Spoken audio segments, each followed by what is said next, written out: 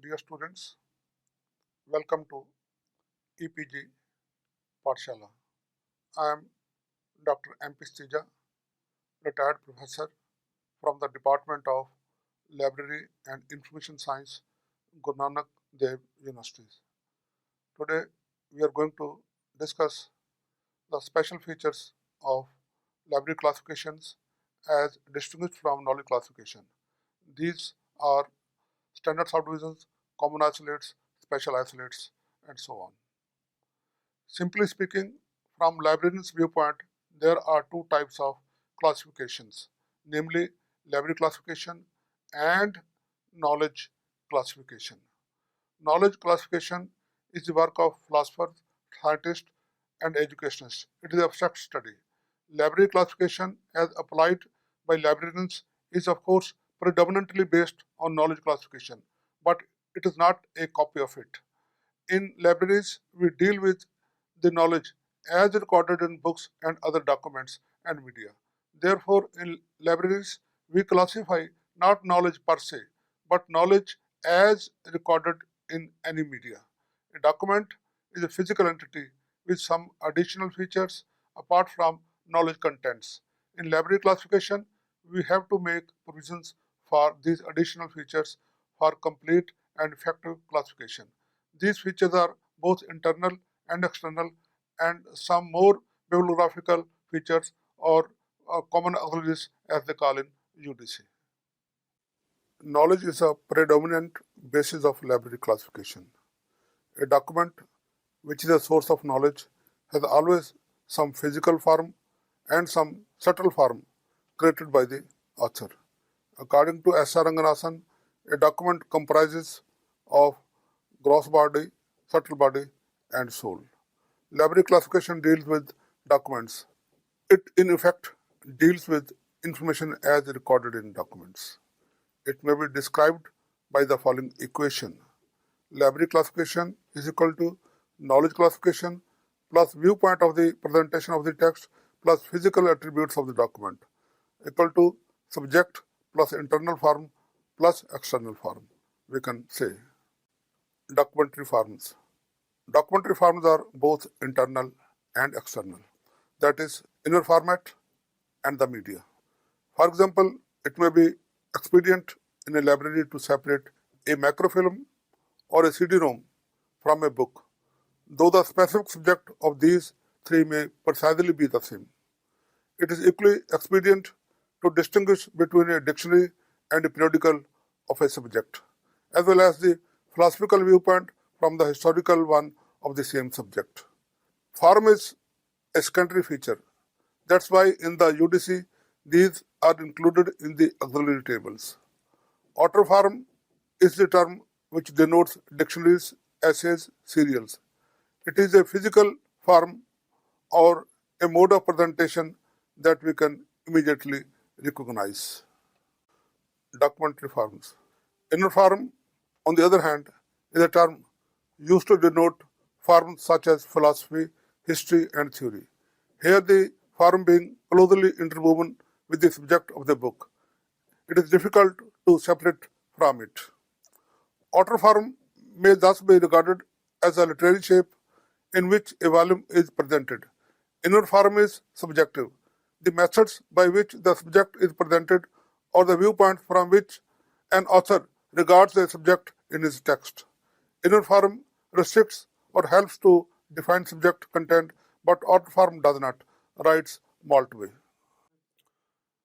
To account for such physical and intangible attributes of the documents, Manuel Dewey, in the second edition of Dewey Decimal Classification, separated such non-subject forms of documents and listed them in the beginning of each division to be added to the desired class number. These tables could be added to any class number and always remained the same in name and notation. These were termed as form divisions, as those mostly stood for the form of the documents, for example, bibliography, dictionaries, serials, and so on. In the second edition, they were listed at the beginning of each of the 100 divisions. In the succeeding editions of the Dewey Decimal Classification, form divisions were expanded and given once for all in the table at the beginning of the schedules, that is in one table only. In the 17th edition, 1965, these farm divisions were renamed as standard subdivisions, as the recurring non-subject divisions listed there had obviously outgrown the farm divisions. So then there are many more concepts from the viewpoint of the subjects or other recurring non-subject document aspects of the document. Now these include some recurring viewpoints and even facets indicators as they stand now. The standard subdivisions as they stand today in the 23rd edition of the DDC given in volume 1 on pages 179 to 209 may broadly be categorized as unders. Uh, Viewpoints such as philosophy, history, research. Uh, Physical aspects, bibliographic form of the documents such as serials, pictures, map. Facet indicators such as 04, 08, and 09 to introduce a new facet. And the scope of the standard subdivisions has been widened so much so that it is advisable to go through table 1. Otherwise, it is not easy to define in one word. Rules for adding standard subdivisions to a class number have been provided in the introduction to the DDC in volume 1, and the rules are quite clear and comprehensive. Many instructions regarding standard subdivisions are found in the manual uh, included in the introduction, that is manual on the use of the DDC. Here is the outline of the standard subdivisions in table 1 of the DDC, which represents the form, inner and outer form of a subject. 01 Theory and Philosophy, 02 Miscellany, 03 Dictionaries Encyclopedia, that is reference books, 04 is the indicator, 05 serial publications, journals, 06 institutions, associations, 07 study, teaching and research of the subject, 08 collections or anthologies, and 09 historical and geographical treatment of the subject. Rules for adding a standard subdivision in a subject. The standard subdivisions usually represent recurring non-primary aspects of the subject and the document. A standard subdivision by itself has no meaning. It gets meaning when attached to the class number. A standard subdivision is added to the ultimate schedule number of the document in question. A standard subdivision is applicable to any class number, howsoever broad or minute, unless they are disallowed. Having reached the most specific class number, we do not necessarily need any notation to add a standard subdivision from the table. Rules for adding a standard subdivision. In the DDC, the standard subdivisions are not applied mostly in two cases, namely when the subject has no unique place of its own but has been placed with some other subject as a guest. The other reason for not applying it is its redundancy. For example, Dictionary of English Language doesn't require the standard subdivision 03, and History of India 954 will not require the standard subdivision 09 for obvious reasons. They start with 0, which acts as a facet indicator. In some cases, on instructions, a standard subdivision may require more than one 0 for adding to a class number. These may be further extended by any number from the schedules or from the tables. At present, there are 5 more other auxiliary tables in the Dewey Decimal classification. These mostly pertain to subject recurring aspects. These are T2 geographical areas or space subdivisions, T3 subdivisions applicable mostly to literature, T4 subdivisions applicable to linguistics, T5 national and ethnic groups of people, T6 languages of the world. The table 2 and table 5 are applicable throughout the schedules, either on invitation or added with a facet indicator by the classifier if needed. Table 6 is strictly applicable on instructions. These tables have increased the synthetic power of the DDC and has made it more faceted. On isolates in the colon classification. An isolate in the colon classification is a fundamental and ultimate unit of knowledge. By itself, it cannot stand. So alone it cannot make a subject, nor it can be divided further. Isolates enumerated specially and exclusively for a particular main class are termed as special isolates. In contrast to these, isolates enumerated once for all and which remain the same for every main class are veritably termed as common isolates. Common isolates represent mere auxiliaries and are not part of the subject proper. They are part of the document's features. They are recurring concepts and mostly pertain to the form of presentation or the extra textual aspects of a document. Since they are listed once for all, their names and notation remains the same. That's why they are known as standards. They stand for divisions such as encyclopedia, dictionary, periodical, bibliography, biography, statistics, or forms of presentation such as history, commission report, and conference proceedings. Institutions, centers, research, and criticism are also common isolates. To arrange the subjects in the real Apupa pattern, much depends upon these common isolates. Invention of Apupa pattern is simply of Ranganathan. These common isolates denotes shades of subjects intensity of the core of the document. Without common isolates, there cannot be any Apupa pattern. Uh, Ranganathan divided the common isolates into two categories and further subcategories, which may be best represented by the following two uh, broader, broader divisions. One is anti common isolates known as ACI, and these are isolates which are for approach to the documents. Second is posterizing common isolates, which uh, arrange the subjects at the posterior position, and such documents are meant for advanced studies. Kinds of isolates in the colon classification. Isolates or common subdivisions in the CC are divided into two parts. Special isolates, which are subject divisions that we have already under different main classes. These are subject divisions and form part of personality, matter, and energy. Common isolates, for the first time, have been divided into two categories: enterizing common isolates, which form approach documents, and posterizing common isolates, which form advanced documents. Their further subdivisions of the enterizing common isolates are applicable before space, applicable after space, and applicable after time. In the sixth edition, posterizing common isolates are again of two types: personality PCI and energy PCI. Though in the seventh edition, they have also many more kind of posterizing common isolates. In the CC, enterizing common isolates, when these are attached to a subject, they give it an anterior or front position over other subjects of the same class.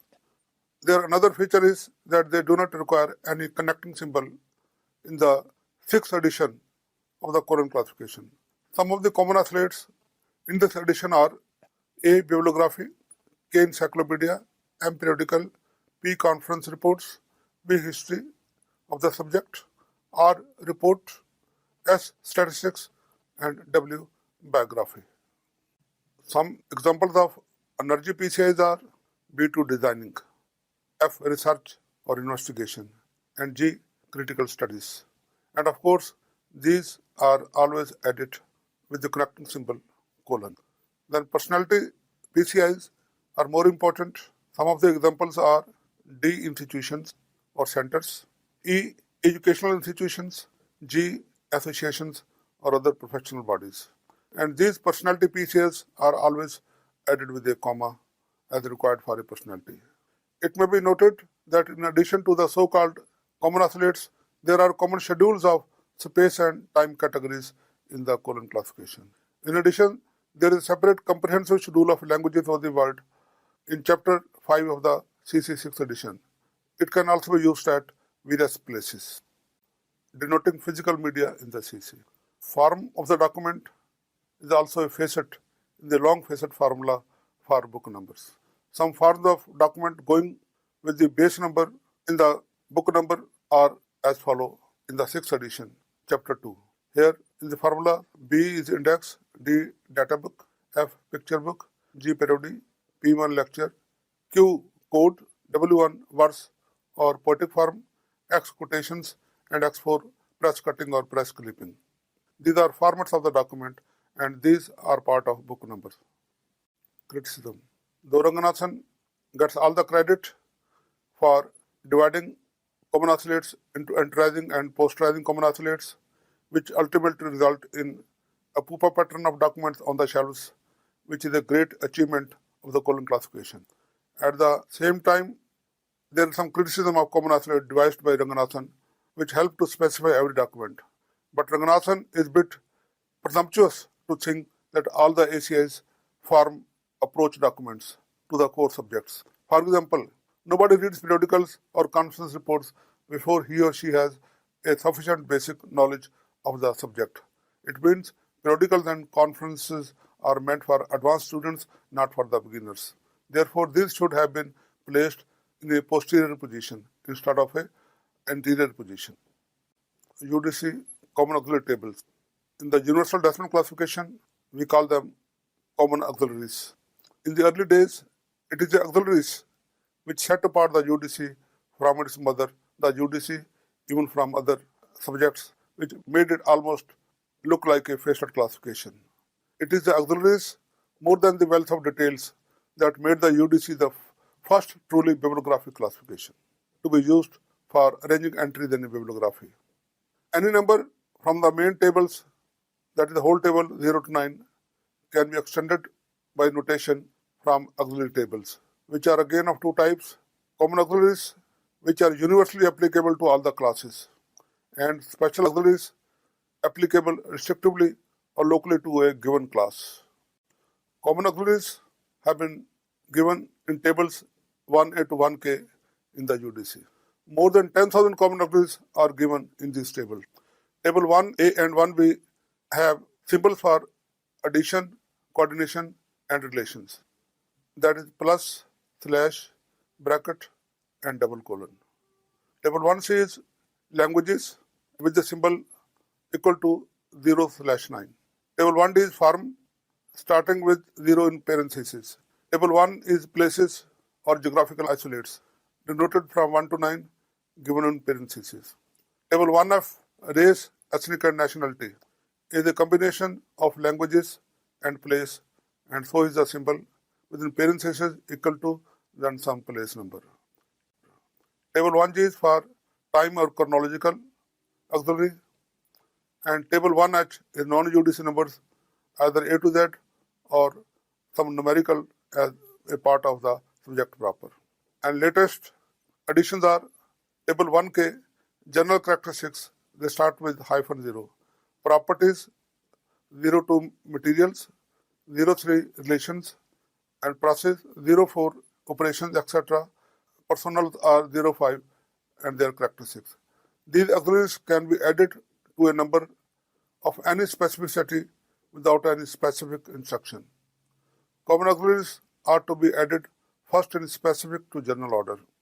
A mechanical formula for the citation order is that the auxiliary tables should be added in the reverse order 1K to 1C. Here are given some examples before you of the use of common auxiliaries. You see before you 3 plus 5 is simple for addition, means social sciences and natural sciences put together. Slash is a continuation addition sign, means there is a continuity 5 to 6 science and technology. To give you another example of a non-UDC auxiliary added with a asterisk 5 to 3.6 asterisk 81P. That is Hollis comet number 81P. 81P is the scientific number given to a comet, and so on. Special auxiliaries, in contrast to common auxiliaries, which are given once for all, special auxiliaries are given under the class to which they belong, means they are special to a given subject or class. The following three auxiliaries are applied in a restricted but clearly specified range of numbers as instructed in the schedule from place to place. Their functions also overlap. These are recognized by sidelining the numbers in the schedules in the latest editions. These are denoted by 0, or point not, apostrophe, and hyphen. Zero auxiliaries, hyphen auxiliaries, and apostrophe auxiliaries. However, no formulated order has been prescribed for the special auxiliaries. The UDC being a flexible classification, the order can be locally changed, but of course, we have to apply them in the order of what we can say wall picture principle, or in the order of their dependency, or from specific to general. Library of Congress classification. Treatment of these common isolates or common auxiliaries is different in the Library of Congress. That it is the best example of an enumerative general classification scheme.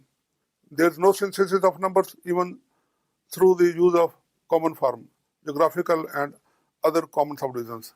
All are enumerated and embedded in the number. Library of Congress provides to each country and subject its own list of geographical and form divisions. Therefore, instead of a common table, we have many lists of such divisions. A list of common subdivisions is provided every time one is needed. This provision of separate sets of form divisions and general geographical tables which are peculiar to the needs of a particular class has made the scheme too bulky. That runs to about 11,000 pages. Its bulk is due to the tendency to enumerate a special set of subdivisions for forms and countries each time wherever it is deemed required. It doesn't provide a single common table once for all that could be used to synthesize any class number. This repetition of languages, countries, and recurring forms of presentation results in bulky schedules. On the other hand, it saves classifiers time, of course. Take, for example, the enumerated form and geographical divisions or common isolates under two classes of H economics, where H is statistics, HB is economic theory. Under H statistics, periodicals get the number 1, or periodicals is HA1, but under economic theory HB, the periodicals are given 9 places 1 to 9. Under HA statistics, conferences and congresses get the number 9 to 11, but on the other hand, under HB economic theory, these are given the number 21 to 29. Then collections or anthologies are 13 to 15 under HA statistics, but under HB statistics, these are numbers spread from 31 to 35, and so on. Bibliographic Classification, second edition. It started publishing in the year 1977, and it is one of the most advanced and scientific classification. And accordingly, this is one of the most modern journal classification which has fully developed common auxiliary schedules in the first volume entitled Introduction. These cover a number of different common facets. The total of 6 common schedules are as follows. Schedule 1 is for form of presentation, etc. For example, 3U case study. Schedule 1A is for persons and subject. For example, 4XD, helpers, assistants, and so on. Schedule 2 is for places, geographical area. Here, example is A3, Great Britain. The Schedule 3 is for languages, and there F is for French. Schedule 3A is for ethnic groups. For example, K stands for American Indians. Schedule 4 is for periods of time, chronological table. Here, 7QS is 1900 to 1970. All these auxiliaries may be used to qualify any class if necessary. Schedules 3A and 3A are added on explicit or direct instructions. The others are available at the discretion of the classifier without particular instruction. These begin with a number and may be added directly to any BC class numbers unless otherwise instructed. For example, 1AK 6C, research and experiment in psychoanalysis, in which 6C is taken from Schedule 1. Adding common subject subdivision in BC2. Person auxiliaries table is 1A. This allows qualification of persons. They can be added directly to any class number using the numeral 4, which is a sort of indicated digits.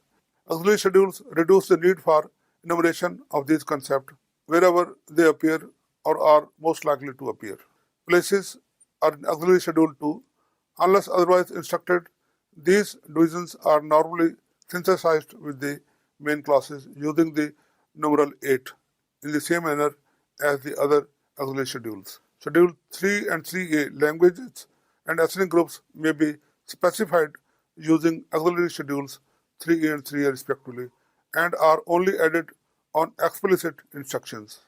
Periods given in auxiliary table 4. These are introduced by the numeral 7 as the indicator digit as well as being used directly wherever specifically instructed. In summary, we have to remember that common oscillates or standard subdivisions or common auxiliaries as they are called are only requirement in library classification. They are not required in knowledge classification. In library classification, apart from the subject content, we have to take into account some physical features of the document or the way the subject has been formulated or represented therein. These documentary features are internal forms and format of the content and external and physical media of the document. These are recurring features of all documents and most of the subjects. In all library classification systems except in the Library of Congress classification, these varied features are identified and listed once for all in the beginning of main classes, and these can be added to the numbers in the schedules to make complete class numbers. These common subdivisions are named differently in different classification systems. Now in the DTC, there are 6 such tables, and the first table, which is more important, contains common auxiliaries. It is known as standard subdivisions. The Universal Decimal Classification, in its very first edition, published in 1905, with its fully developed list of common and special auxiliaries, made a revolutionary development. Any class number for the main class 0 to 9 could be specified by any of the so many auxiliary tables. S. R. Ranganathan, in his colon classification, ingeniously divided common oscillates into two kinds, ACIs and PCIs, to create a pupa pattern of documents on the shelves or entries in a classified catalog. A pupa pattern is mostly useful for arrangement of documents in a pedagogical way. The Library of Congress, according to its strict enumerative policy, lists time and form and geographical divisions under various classes, and their notation differ from class to class. These list of common subdivisions have and again has been made these schedules quite bulky. They are not enumerated ones for all. They are always given for ready-made numbers. The most modern formulation and addition of such divisions can be found in the 6 common schedules of bibliographic second edition, which started publishing in 77, revised by Jack Mills and his team. These common oscillates also help to create different sections in the library for better arrangement of stacking and display of documents in the libraries.